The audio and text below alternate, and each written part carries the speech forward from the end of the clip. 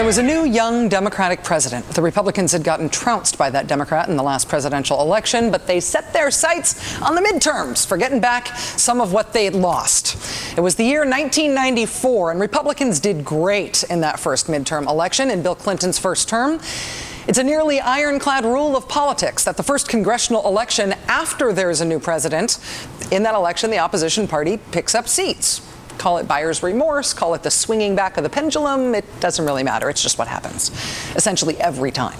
But in 1994, it happened in a way bigger way than usual. There were 81 Republican freshmen in the House and Senate in the class of 1994. It was the Republican Revolution. Time magazine in November 94 put this rampaging GOP elephant on its cover. Notice how it's not just a rampaging elephant, it's a rampaging elephant stomping on a Democratic donkey so hard the donkey's eyeballs are exploded out of their donkey eyeball sockets. Nice, right? The Republican Revolution of 1994 also earned Newt Gingrich this Man of the Year cover from Time magazine in 1995. And then pretty soon after that, the Republican Revolution class of 1994 started to become famous for more than just politics. They started to get famous for flaming out, for catastrophic and often career-ending scandals of a sexual, ethical, and/or criminal nature. Barely a year after the whole Man of the Year thing, for example, Mr. Gingrich himself was ordered by the House to pay a $300,000 ethics penalty in an investigation over misuse of tax-exempt funds. He was nearly forced out as Speaker. He then quit as Speaker and quit Congress altogether in 1998. Mr. Gingrich was just the tip of the class of 1994 Republican ethics iceberg, though.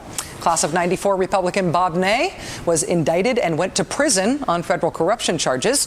Class of 94 Republican Wes Cooley was convicted first of having lied to voters. Yes, you can be convicted for that. He was later indicted on unrelated federal money laundering and tax charges. Also classy in the class of 1994, the very famous Republican Mark Sanford, who narrowly avoided impeachment this year after having said Bill Clinton should be impeached because of Monica Lewinsky, after campaigning on his own family values and then having to admit to his own extramarital affair, which he lied about. The Republican class of 1994 also included John Ensign, also a family values campaigner, now remarkably still a senator. Mr. Ensign seen in this footage all but running away from TV producers trying to ask him about his confessed extramarital affair and the money involved in that and the criminal ethics investigations that have followed. Another Republican Revolution 1994 classmate was Mark Foley, another family values, loudly anti-gay campaigner who resigned in disgrace after his sexually aggressive text messages to underage male congressional pages were published. The holier-than-thou family values proclaiming Republican class of 1994 also included at least 3 more members of Congress who, after getting elected, divorced their wives and took up instead with people who worked for them. And even as the Republican Revolution is starting to feel like a long time ago, members of the class of 1994 are still out there, and they're still getting busted. Yesterday, yet another family values proclaiming class of 94 Republican revolutionary had to do the hypocrisy, humiliation perp walk. I wish I could have been a better example. I sinned against God, my wife, and my family by having a mutual relationship with a part-time member of my staff. That's Mark Souder, Republican Congressman of Indiana's 3rd District, elected as part of the class of 1994 as a self-righteous defender of family values, which he, of course, claimed to have in spades. You see him here in this tape, for example, discussing one of his pet causes, what he sees as the imperative that there be no sex education in this country, that children be taught only that sex is to be avoided at all costs outside of marriage. The person Mark Souder is talking to in this tape is the woman on his staff with whom he had an affair outside his own marriage. As a member of the House Oversight and Government Reform Committee, you participated in an April 2008 hearing at which you were one of the only voices in the room speaking in defense of abstinence education. You've been a longtime advocate for abstinence education, and in 2006 you had your staff conduct a report entitled Abstinence and Its Critics, which discredits many claims purveyed by those who oppose abstinence education. What did you think of this hearing? Well, I personally feel I should have probably abstained from the hearing. Okay. Mark Souder doing a fake interview about his devotion to abstinence with the person on his staff with whom he cheated on his wife.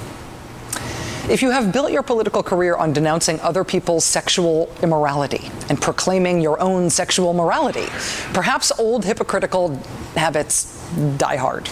You saw that, I think, in Congressman Souder's angry resignation statement yesterday as he tried to portray his "I'm resigning because I've been stooping my staffer" decision as yet further evidence of his own superior family values. In the poisonous environment of Washington, D.C., any personal failing is seized upon, twisted for political gain. I'm resigning rather than put my family through a painful, drawn-out process of which any legal question would have been clearly resolved and I would have been exonerated. But the political price to pay and the personal price of my family was not worth it. Diane and my family were more than willing to stand here with me. We are a committed family. Maybe. In any case, it is a weird thing to bring up when you are resigning for cheating. But bragging about his family values is apparently hardwired into a politician who has built his own career on demagoguing the supposed inferiority and immorality of other people's families. Mr. Souder was a co-sponsor of the D.C. Defense of Marriage Act, which would have had the federal government reach in and stop D.C.'s local decision to recognize marriage for people like, say, me or your gay cousin, because Mark Souder maintained that government should uniquely privilege marriages like Mark Souder's. I believe that the New Testament believes that marriage is between a man and a woman, and that when we define the marriage laws, we should speak out. Mark Souder's website, still humiliatingly up today, says, quote, "I believe that Congress must fight to uphold the traditional values that undergird the strength of our nation. The family plays a fundamental role in our society. I am committed to preserving traditional marriage, the union of one man and one woman." And sometimes one other woman, too. Even as Mr. Souder had to announce his resignation because his own hypocrisy had become the low-hanging tree branch that smacked him in the head and knocked him off his high family values horse, even as he was making his resignation announcement, Mark Souder was still bragging about his awesome and superior values. It has been a privilege to be part of the battle for freedom and the values we share. The ideas we advocate are still just and right. America will survive and thrive when anchored in those values. Human beings like me will fail, but our cause is greater than individuals. It is based upon eternal truths. By stepping aside, my mistake cannot be used as a political football in a partisan attempt to undermine the cause for which I have labored for my entire adult life. Okay.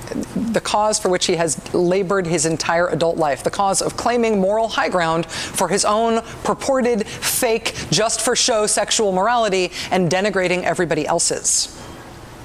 So goodbye, Mark Souder. Goodbye from Congress. Everybody hopes that your family forgives you and that her family forgives her and that it all works out okay for everyone.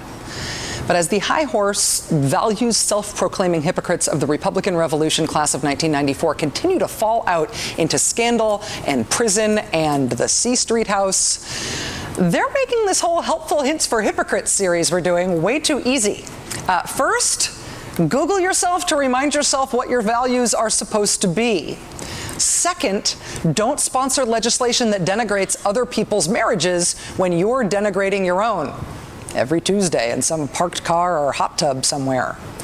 And third, today's new addition to our Helpful Hints for Hypocrites series, don't make pro-abstinence videos with your mistress. I have a feeling there are more helpful hints to come. We will be right back.